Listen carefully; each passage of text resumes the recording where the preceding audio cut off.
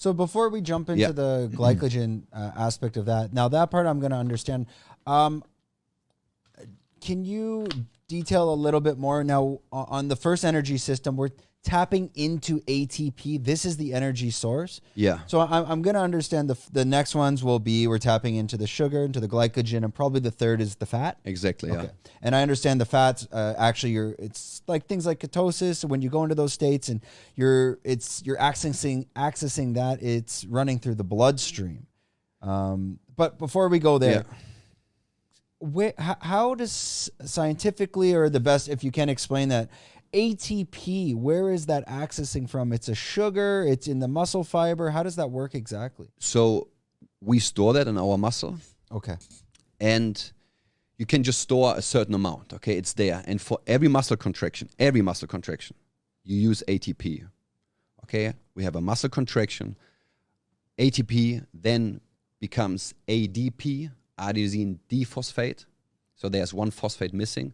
And then there's we don't want to go too deep, but then there's a recovery cycle where we use a phosphate from creatine phosphate to put another phosphate on ADP to make it ATP again. And that takes some time. That's why we need to rest, for example, for those 100-meter sprints. Or if you see a power lifter who lifts heavy, they sit around for 5, 6, 7 minutes to do the same weight again, right? So we're replenishing the ATP. Same happened with glycogen, sugar, and fat. So it's not that you're burning fat to have energy. We're using fat and oxygen to produce ATP. And then we use, again, ATP to contract the muscle for the performance you're doing. So it's always ATP. So this is, again, always maximum strength, max PR. And that's why they say a lot of these Russian Olympic lifters, when they are, let's say, training in the gym, and okay, so for example, for myself, I used to do, let's say, I would never do leg day, but I would do heavy. The focus would be on the legs that day. So it would be, okay, I'm going to do five sets of squats, and they're back squats. Well, maybe I have 4 or 5 other exercises after, maybe one's calves. But I probably won't go to do the hack squat. Actually, I'll probably go do a little light back, high repetition, but the main focus is the legs. Yeah. So I would do, let's say week 1 would be 6 reps. Then the next week would be 5, and then 4 and 3 and 2. And then maybe 1. So it's like I'm adding weight each week. But on those days, even when I'm doing 5 repetitions, and I'm doing 5 sets, I would be taking 3 to 4 minute breaks between each set. And I never questioned it, but this was from the program I was reading. It was by a guy named Jeff Nippard. And that's because I'm using my ATP energy source. So when I'm I would go to, let's call it 80 to 90%, never 100, between those sets. Is that the example of where I'm accessing my ATP energy source? Well, so you always, as I said before, you always access the ATP, and all energy systems run at the same time. Okay.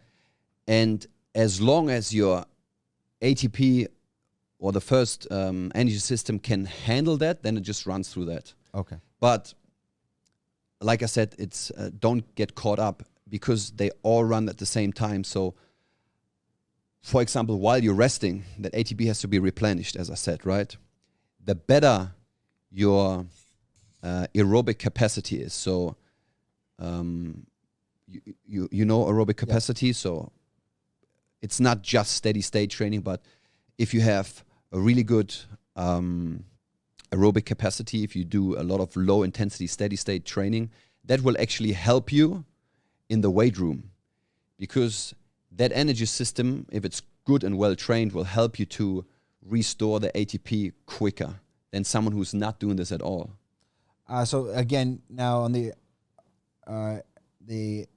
aerobic, this is like, is this different than becoming anabolic? Anabolic's more like you're building muscle constantly. These are completely 2 different concepts. That is even a complete different topic. Okay.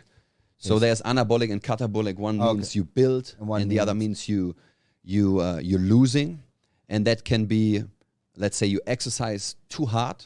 let's say you do high intensity interval training every day, and you're not able to recover from it because your sleep is not enough, you're not eating enough, your body at one point comes into a catabolic state, and you lose your muscle mass as a source of energy to atrophy, atrophy, to balance out the missing calories you're not getting from eating enough. Or okay, so I won't get us too spun around there.